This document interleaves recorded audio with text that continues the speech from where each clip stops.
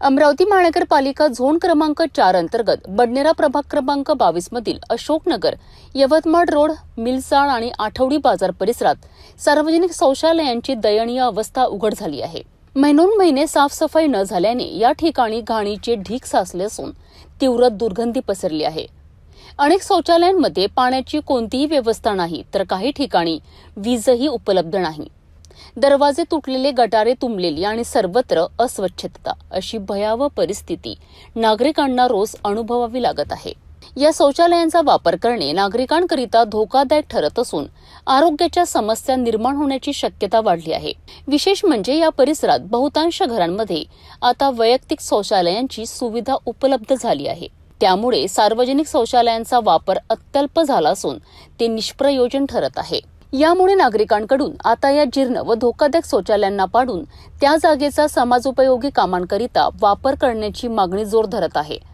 काही ठिकाणी अंगणवाडी, अभ्यासिका, व्यायामशाळा आणि लहान मुलांकरिता खेळांचे मैदान उभारण्याचे प्रस्तावही पुढे आले आहेत। स्वच्छ भारत मिशन आणि हागणदारी मुक्त शहराचे दावे करणाऱ्या प्रशासनावर नागरिकांनी तीव्र नाराजी व्यक्त केली आहे। येत नाही। दुसरं म्हणजे पूर्ण तुटून खराब झाला। सर्व सीटा तर तुम्ही पाहिले कसे झालेले आहेत, पूर्ण भरून गेलेले आहेत आणि टाके पण लीक आहेत।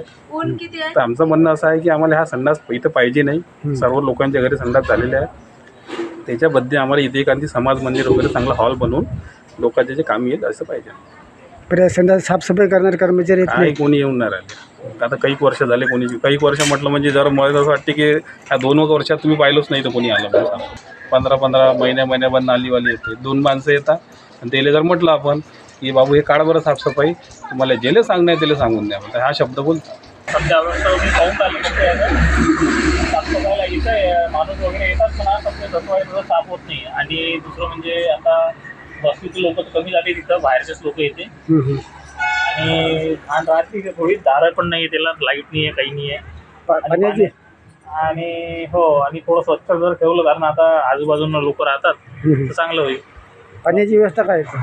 पाण्याची व्यवस्था म्हणजे आपली आहे, तिथं पाण्याचे टाके वगैरे बांधलेले आहेत, ते भरून बांधलेली आहे, पण त्यात कसं आता पाणी भरून नाही ठेवलं तर लोक त्याचा वापर करत नाही जसं पाहिजे तसं, आणि घाण होते म्हणून मच्छर वगैरे त्यामुळे ते भरणं बंद आहे। संडासचा आम्हाला लय त्रास आहे, साफसफाई करायला येत नाही, नाल्या नाही काढायला येत नाही, काहीच नाही। तुमचं घर आहे बाजूला? हा, बाजूलाच लय मच्छर चारून राहिले, लय बिमार पडून राहिले आम्ही। सफाई कामगार वगैरे नाही, काहीच नाही, नुसतं संडास वाज येऊन राहिला, आम्ही जेवून राहिले तिकडे। सांग, हा म्हणजे पुष्कळ म्हणजे कमी 30 वर्ष पुराणा शौचालय आहे आणि आता तर त्याचं नूतनीकरण झालेलं आहे। पण नूतनीकरण करत असताना ह्या ठिकाणी जे सुविधा पाहिजे त्याप्रमाणे या सुविधा इथे उपलब्ध नाही आहेत। त्याप्रमाणे आपण म्हणतोय की शौचालयामध्ये जे सार्वजनिक शौचालय आहे त्यामध्ये जसं टाकी तर बांधून ठेवलेली आहे, ते नव्याने बांधलेली आहे, परंतु बांधले असल्यानंतर ह्या ठिकाणी बनले त्यावेळेसपासून आता याच्यामध्ये पाण्याचं थेंबसुद्धा त्यांनी टाकलं नाही आहे। त्याचप्रमाणे आपण विद्युत म्हणतो किंवा लाईट असायला पाहिजे, त्या लाईटाचं वायरिंग इथे केलेली असून सुद्धा त्यांनी त्याच्यामध्ये लाईट अजून लावलेलं नाही। त्याचप्रमाणे माझं असं म्हणणं आहे की प्रत्येक घरामध्ये आता शौचालय आलेलं आहे, परंतु ज्यांच्याकडं नाही त्यांना महानगरपालिकेच्या माध्यमातून जे काही अनुदान देण्यात येतं, परंतु त्याची चौकशी न करता ते अनुदान देण्यात गेलं, पण त्यांनी बांधले की नाही बांधले याची चौकशीसुद्धा महानगरपालिकेने केली नाही, ज्यामुळं असे शौचालय आज वस पडलेले आहेत।